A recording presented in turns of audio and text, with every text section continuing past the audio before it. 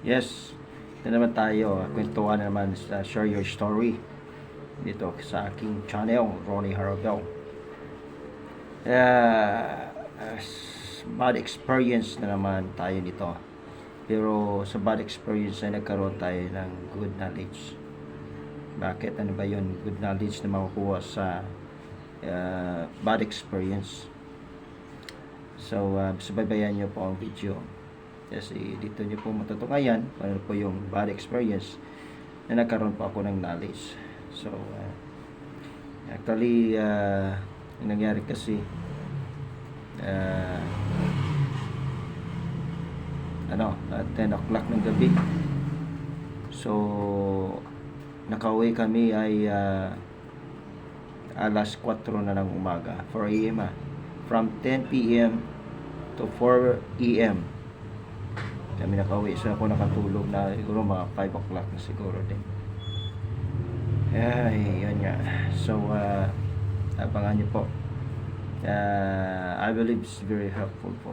Pero ngayon ay kung hindi pa kayo nakapag-like o nakapag-subscribe, subscribe na po kayo para let's see for another video because yun na po. Kumulog ang kumulog. Anyway, yun po. Okay, like, comment, at pag-subscribe. Napaka-importante din po yung comment kasi yung comment doon po tayo pumunta din po sa inyong channel para magtulungan po tayo. Kaya ito po si Pastor Ronnie Arroyo. This is your story or my story this araw na ito. This is a video for today. Okay, so see you. Basta masasabi ko maganda. Very, very maganda. Okay, so God bless. See you. Okay.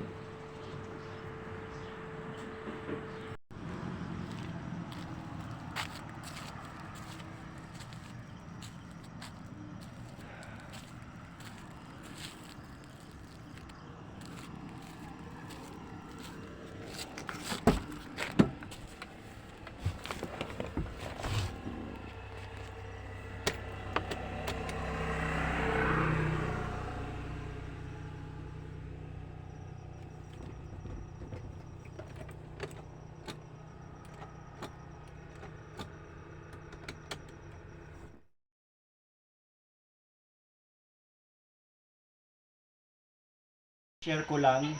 Ano oras sa subong? That is 2:30. 2:30. Grabe.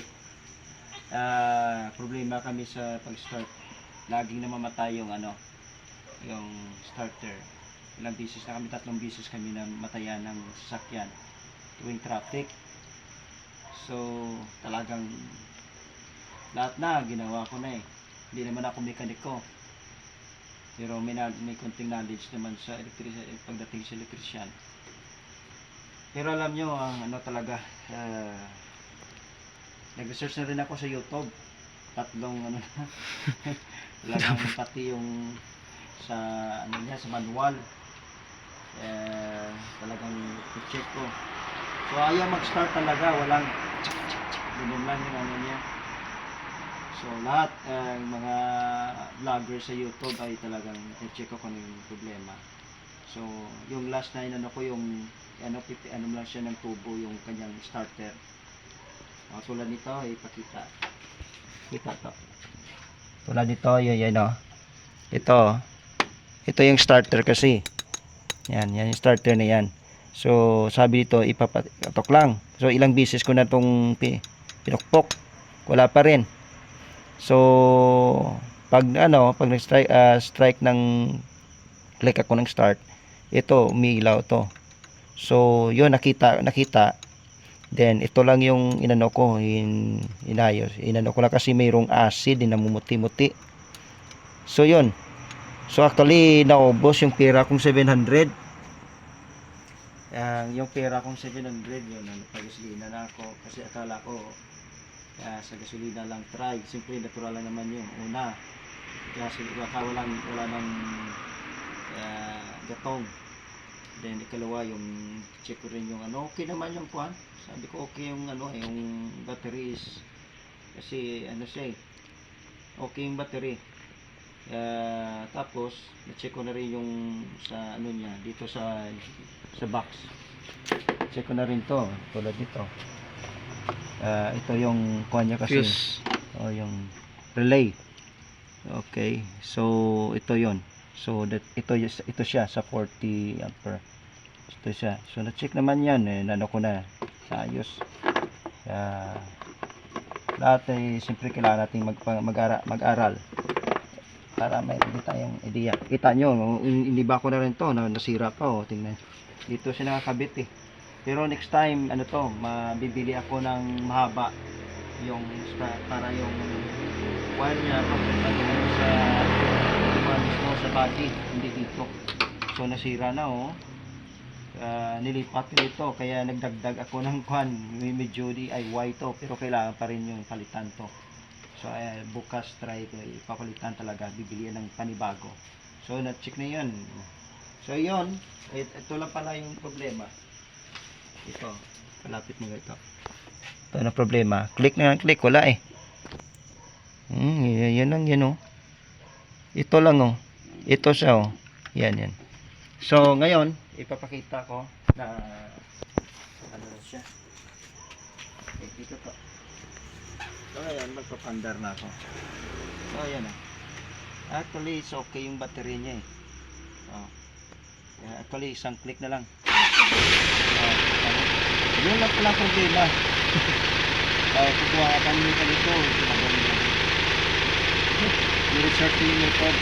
Kasi sa kita ng loko nag-alisis lang kayo start rate na because wala lang kami ng 100 na basahan kasi kaya namin ito yung stabilisan business station dito sa balikan kaya balahan ng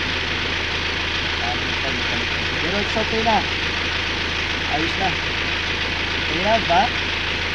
Ayos alright, thank you Lord, praise God, purihin ang Panginoon. Okay, salamat. I hope nakapag-share rin pa ako sa inyo.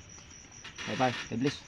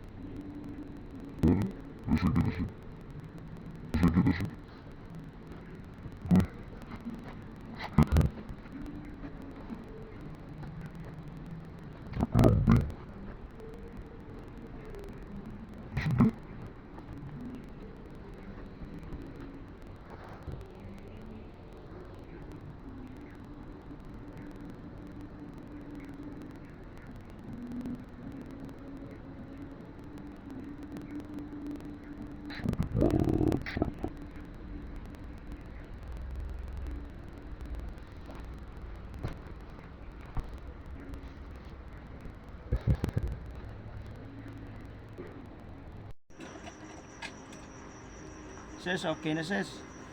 Nalagit. Kayo ko na. Don't worry.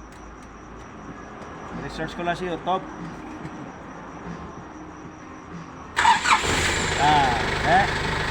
Thank you kid. Don't worry.